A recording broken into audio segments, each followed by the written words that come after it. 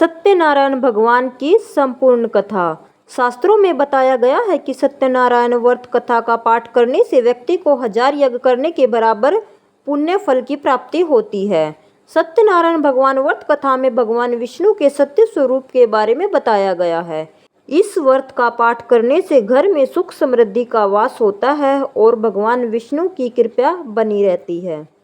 एक समय की बात है, नैशिरण्य तीर्थ में सैनिक आदि 28,000 ऋषियों ने श्री सूत जी से पूछा, हे प्रभु, इस कलयुग में वेद विद्या रहित मनुष्यों को प्रभु भक्ति किस प्रकार मिल सकती है तथा उनका उद्धार कैसे होगा।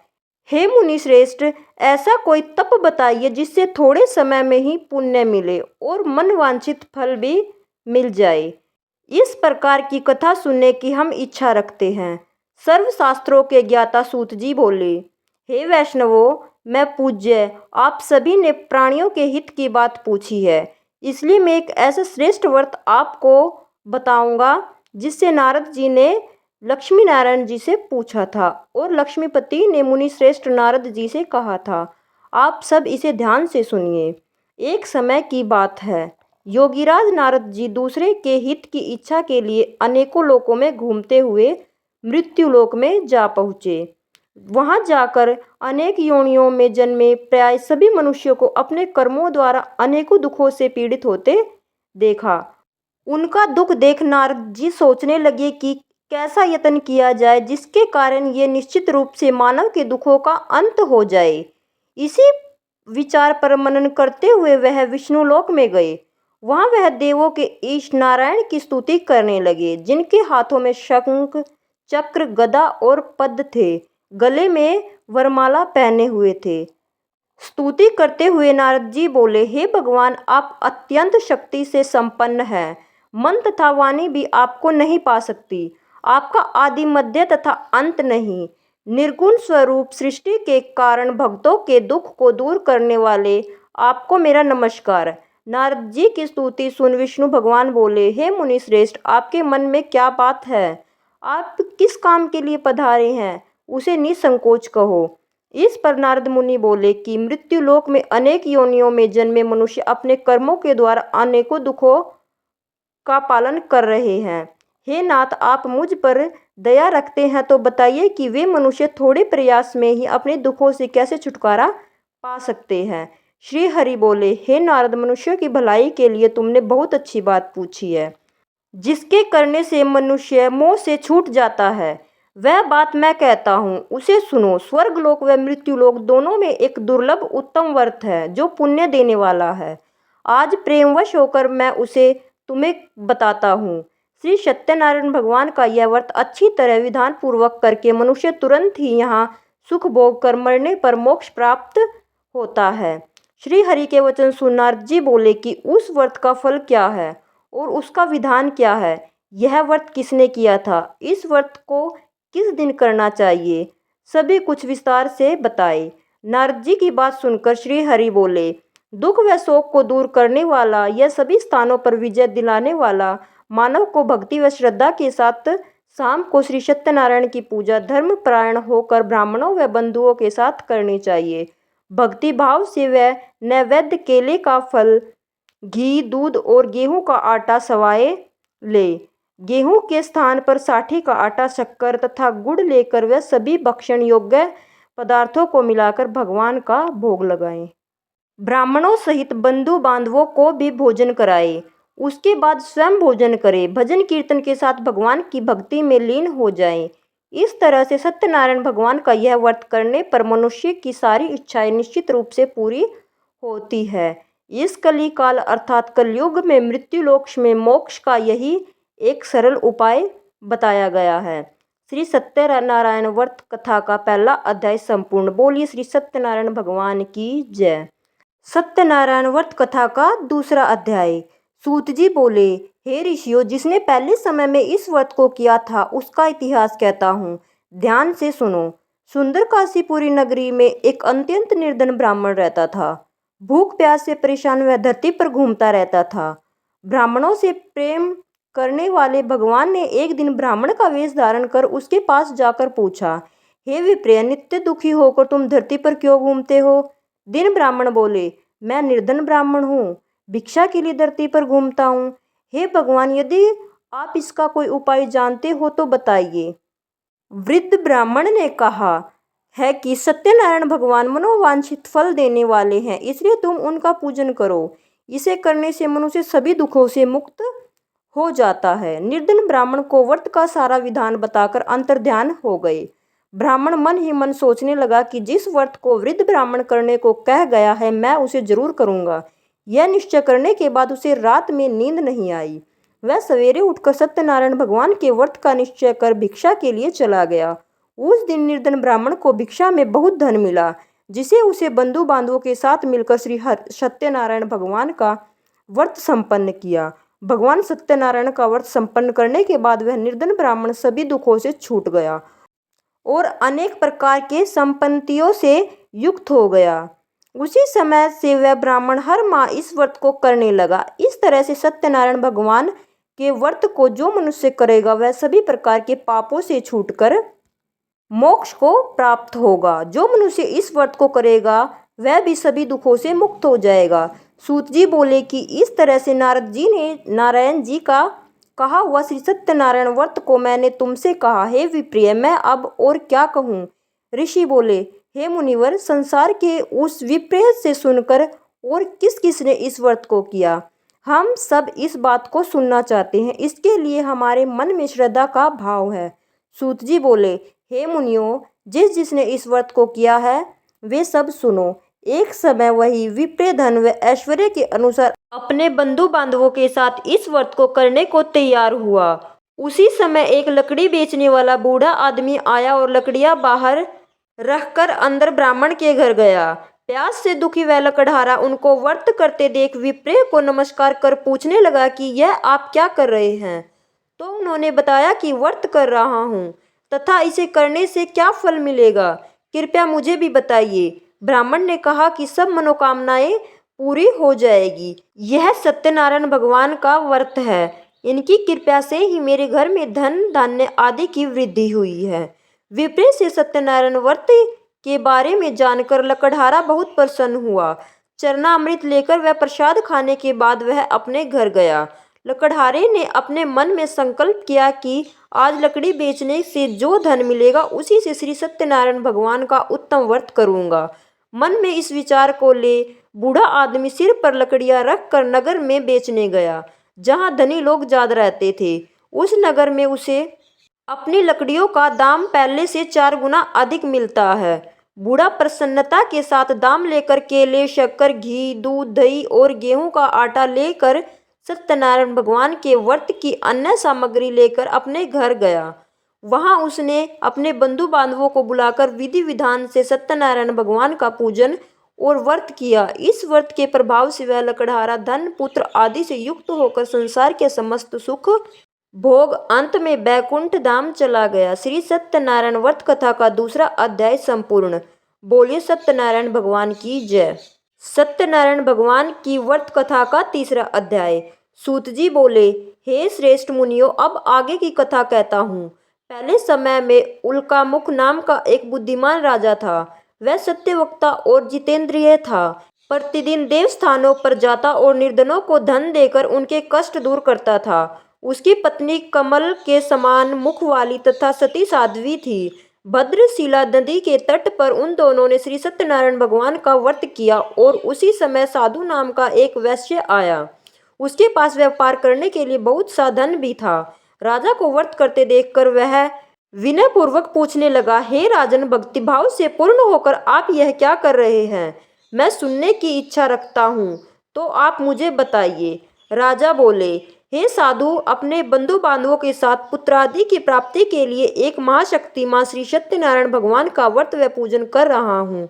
राजा के वचन सुन साधु आदर से बोला, हे राजन, मुझे इस व्रत का सारा विधान कहिए। आपके कथा अनुसार मैं भी इस व्रत को करूंगा। मेरी भी संतान नहीं है और मुझे इस व्रत को करने से निश्चित रूप से मुझे संतान की प्राप्ति होगी। राजा से व्रत का सारा विधान सुन व्यापार से निवृत्त हो वह अपने घर आया। साधु वैश्य ने अपनी पत्नी को संतान देने वाले इस व्रत का वर्णन कह सुनाया और कहा कि जब मेरी संतान होगी तब मैं इस व्रत को करूंगा। साधु ने इस तरह के वचन अपनी पत्नी लीलावती से कहे। एक दिन लीलावती पति के साथ आनंदित हो सांसारिक धर्म में प्रवृत्त होकर सत्यनारायण भगवान की कृपा से गर्भवती हो गई। 10वें महीने में उसके गर्भ से एक सुंदर कन्या ने जन्म लिया। दिनों दिन वह ऐसे बढ़ने लगी जैसे कि शुक्ल पक्ष का चंद्रमा बढ़ता है। माता पिता ने अपनी कन्या का नाम कलावती रखा। एक दिन लीलावती ने मीठे शब्दों में अपने पति को याद दिलाया कि आपने सत्यनारायण भगवान के जिस व्रत को करने का संकल्प लिया था उसे करने का समय आ गया है। आप इस व्रत को करिए। साधु बोला, हे प्रिय, इस व्रत को मैं उसके विवाह पर करूंगा। इस प्रकार अपनी पत्नी को आश्वासन देकर वह नगर में चला गया। कलावती पिता के घर में रह वृद्धि को प्राप्त हो गई। साधु ने एक बार अपनी कन्या को सखियों के साथ देखा तो तुरंत ही दूत को बुलाया और कहा कि मेरी कन्या के योग्य वर देख कर आओ। साधु की बात सुनकर दूत कंचन नगर में पहुंचा और वहां देखभाल करके कलावती के लिए सुयोग्य वाणिक पुत्र को ले आया। सुयोग्य लड़के को देखकर साधु ने बंधु बांधवों को बुलाकर अपनी पुत्री का विवाह कर दिया। लेकिन दुर्भाग्य की बात यह कि साधु ने अभी श्री सत्यनारायण भगवान का व्रत नहीं किया। इस पर श्री भगवान क्रोधित हो गए और श्राप दिया कि साधु को अत्यधिक दुख मिले। अपने कार्य में कुशल साधु बनिया जमाई को लेकर समुद्र के पास स्थित होकर रत्नासारपुर नगर में गया। वहां जाकर दामाद ससुर दोनों मिलकर चंद्रकेतु राजा के नगर में व्यापार करने लगे। एक दिन भगवान सत्यनारायण की माया से एक चोर राजा का धन चुराकर भाग रहा था।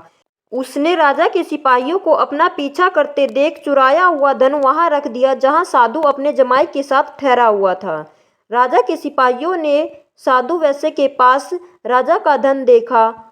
ससुर जमाई दोनों को बांधकर प्रसन्नता से राजा के पास ले गए और कहा कि उन दोनों चोरों को हमने पकड़ लिया है, वह ये हैं, आप आगे की कार्रवाई की आज्ञा दे। राजा की आज्ञा से उन दोनों को कठिन कारावास में डाल दिया गया और उनका सारा धन भी उनसे छीन लिया गया। श्री सत्यनारायण भगवान से श्राप से साधु की पत्नी भी बहुत दुखी हुई। घर में जो धन रखा था उसे चोर चुरा ले गए। शारीरिक तथा मानसिक पीड़ा व भूख प्यास से अति दुखी हो अन्न की चिंता में कलावती के ब्राह्मण के घर गई। वहां उसने श्री सत्यनारायण भगवान का व्रत होते हुए देखा और फिर कथा सुनी। वह प्रसाद ग्रहण कर वह रात को घर वापस आई। माता ने कलावती से पूछा कि हे पुत्री, अब तक तुम कहाँ थी? तेरे मन में क्या है? कलावती ने अपनी माता से कहा, हे माता, मैंने एक ब्राह्मण के घर में श्री सत्यनारायण भगवान का व्रत देखा है। कन्या के वचन सुन लीलावती भगवान के पूजन की तैयारी करने लगी। लीलावती ने परिवार व बंधुओं सहित सत्यनारायण भगवान का पूजन किया और उनसे वर मांगा कि मेरे पति तथा जमाई शीघ्र घर आए। साथ ही यह भी प्रार्थना की कि हम सब का अपराध क्षमा करे।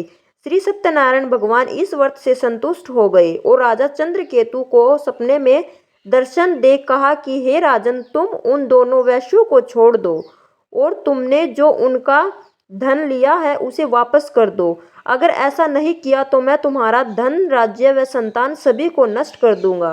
राजा को यह सब कहकर वह अंतर्ध्यान हो गए। प्रातः काल सभा में राजा ने अपना सपना सुनाया और फिर बोले कि वणिक पुत्रों को कैद से मुक्त कर सभा में लाओ। दोनों ने आते ही राजा को प्रणाम किया। राजा मीठी वाणी में बोला, हे महान भावों, भाग्यवश ऐसा कठिन दुख तुम्हें प्राप्त हुआ है कि लेकिन अब तुम्हें कोई भय नहीं। ऐसा कह राजा ने उन दोनों को नए वस्त्राभूषण भी पहनाए और जितना धन उनका लिया था उससे दुगना धन वापस कर दिया। दोनों वैश्य अपने घर को चल दिए। श्री सत्यनारायण व्रत कथा का 3रा अध्याय संपूर्ण। बोलिए श्री सत्यनारायण भगवान की जय। सत्यनारायण भगवान की व्रत कथा का 4था अध्याय। सूत जी बोले, वैश्य ने मंगलाचार कर अपनी यात्रा आरंभ की और अपने नगर की ओर चल दिए। उनके थोड़ी दूर जाने पर एक दंडी वेशधारी श्री सत्यनारायण ने उनसे पूछा, हे साधु, तेरी नाव में क्या है? अभिवाणी वणिक हंसता हुआ बोला, हे दंडी, आप क्यों पूछते हो? क्या धन लेने की इच्छा है? मेरी नाव में तो बेल व पत्ते भरे हुए हैं। वैश्य के कठोर वचन सुन भगवान बोले, तुम्हारा वचन सत्य हो। दंडी ऐसे वचन कह वहां से दूर चले गए। कुछ दूर जाकर समुद्र के किनारे बैठ गए। दंडी के जाने के बाद साधु वैश्य ने नित्य क्रिया के पश्चात नाव को ऊंची उठते देखकर अचंभा माना और नाव में बेल पत्ते आदि देखकर मूर्छित हो जमीन पर गिर पड़ा। मूर्छा खुलने पर वह अत्यंत शोक में डूब गया। तब उसका दामाद बोला कि आप शोक न मनाएं, यह दंडी का श्राप है, इसलिए हमें उनकी शरण में जाना चाहिए, तभी हमारी मनोकामना पूर्ण होगी। दामाद की बात सुनकर वह दंडी के पास पहुंचा और अत्यंत भक्तिभाव नमस्कार करके बोला, मैंने आपसे जो जो असत्य वचन कहे थे उनके लिए मुझे क्षमा दे। ऐसा कहकर महान शोकातुर हो रोने लगा। तथा दंडी भगवान बोले, हे वणिक पुत्र, मेरी आज्ञा से बार बार तुम्हें दुख प्राप्त हुआ है, तू मेरी पूजा से विमुख हुआ। साधु बोला, हे भगवान, आपकी माया से ब्रह्मा आदि देवता भी आपके रूप को नहीं जानते, तब मैं अज्ञानी कैसे जान सकता हूँ। आप प्रसन्न होइए, अब मैं सामर्थ्य के अनुसार आपकी पूजा करूँगा। मेरी रक्षा करो और पहले के समान नौका में धन भर दो। साधु वैश्य के भक्ति पूर्वक वचन सुनकर भगवान प्रसन्न हो गए और उसकी इच्छा अनुसार वरदान देकर अंतर्ध्यान हो गए। ससुर जमाई जब नाव पर आए तो नाव धन से भरी हुई थी। फिर वहीं अपने अन्य साथियों के साथ सत्यनारायण भगवान का पूजन कर अपने नगर को चल दिए। जब नगर के नजदीक पहुंचे तो दूत को घर पर खबर करने के लिए भेज दिया। दूत साधु की पत्नी को प्रणाम कर कहता है कि मालिक अपने दामाद सहित नगर के निकट आ गए हैं। दूत की बात सुन साधु की पत्नी लीलावती ने बड़े हर्ष के साथ सत्यनारायण भगवान का पूजन कर अपनी पुत्री कलावती से कहा कि मैं अपने पति के दर्शन को जाती हूँ, तू कार्य पूर्ण कर शीघ्र आ जा। माता के ऐसे वचन सुन कलावती जल्दी से प्रसाद छोड़ अपने पति के पास चली गई। प्रसाद की अवज्ञा के कारण श्री सत्यनारायण भगवान रुष्ट हो गए और नाव सहित उसके पति को पानी में डुबो दिया। कलावती अपने पति को वहां न पाकर रोती हुई जमीन पर गिर गई। नौका को डूबा हुआ देख वह कन्या को रोता देख साधु दुखी होकर बोला, हे प्रभु, मुझसे तथा मेरे परिवार से जो भी भूल हुई है उसे क्षमा करे। साधु के दिन वचन सुनकर श्री सत्यनारायण भगवान प्रसन्न हो गए और आकाशवाणी हुई, हे साधु, तेरी कन्या मेरा प्रसाद को छोड़कर आई है, इसलिए उसका पति अदृश्य हो गया। यदि वह घर जाकर प्रसाद खाकर लौटती है तो इससे उसका पति अवश्य मिलेगा। ऐसी आकाशवाणी सुन कलावती घर पहुंचकर प्रसाद खाती है और फिर आकर अपने पति के दर्शन करती है। उसके बाद साधु अपने बंधु बांधवों सहित श्री सत्यनारायण भगवान का विधि विधान से पूजन करता है। इस लोक का मुख्य भोग वह अंत में स्वर्ग जाता है। श्री सत्यनारायण व्रत कथा का चौथा अध्याय संपूर्ण। बोलिए श्री सत्यनारायण भगवान की जय। सत्यनारायण भगवान की व्रत कथा का 5वां अध्याय। सूत जी बोले, हे ऋषियों, मैं और भी एक कथा सुनाता हूँ, उसे भी ध्यान पूर्वक सुनो। प्रजा पालन में लीन तुगंध्वज नाम का एक राजा था। उसने भी भगवान का प्रसाद त्याग कर बहुत ही दुख सहन किया। एक बार वन में जाकर वन्य पशुओं को मारकर वह बड़ के पेड़ के नीचे आया। वहां उसने ग्वालों को भक्ति भाव से अपने बंधुओं सहित सत्यनारायण भगवान का पूजन करते देखा। अभिमानवश राजा ने उन्हें देखकर भी पूजा स्थान में नहीं गया और ना ही उसने भगवान को नमस्कार किया। ग्वालों ने राजा को प्रसाद दिया, लेकिन उसने वह प्रसाद नहीं खाया और प्रसाद को वहीं छोड़कर अपने नगर को चला गया। जब वह नगर में पहुंचा तो वहां सब कुछ तहस नहस हुआ पाया, तो वह शीघ्र ही समझ गया कि यह सब भगवान ने ही किया है। वह दोबारा ग्वालों के पास पहुंचा और विधि पूर्वक पूजा करके प्रसाद खाया तो श्री सत्यनारायण भगवान की कृपा से सब कुछ पहले जैसा हो गया।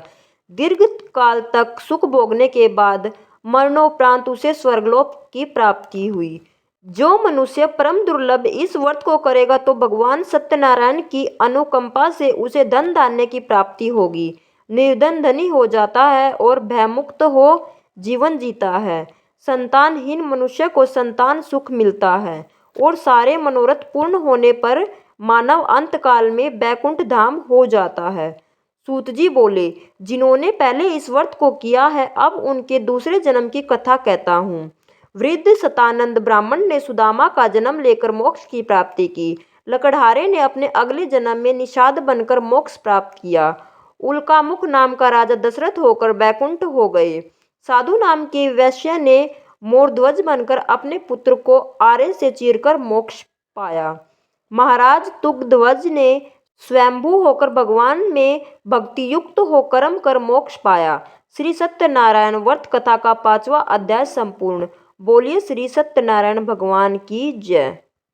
श्री सत्यनारायण भगवान की कथा संपूर्ण।